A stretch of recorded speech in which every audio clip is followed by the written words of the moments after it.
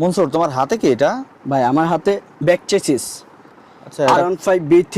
কোথায় থাকে এটা? এটা হইছে পিছনে যে ব্যাক চেসিসটা থাকে না, পিছনের চাকার হ্যাঁ, যে চাকার দুই মাঝখানে, হ্যাঁ, মাঝখানে, হ্যাঁ ওই হ্যাঁ, ব্যাক হ্যাঁ। চেসিসটা।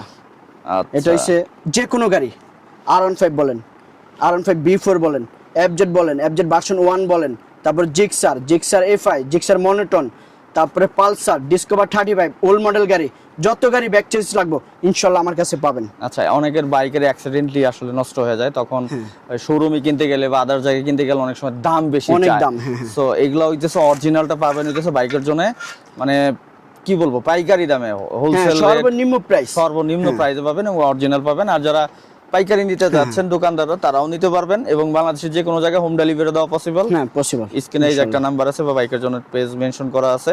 তো আর যারা হইতেছে ঢাকায় আসতে চাচ্ছে, শোরুমের অ্যাড্রেসটা কি?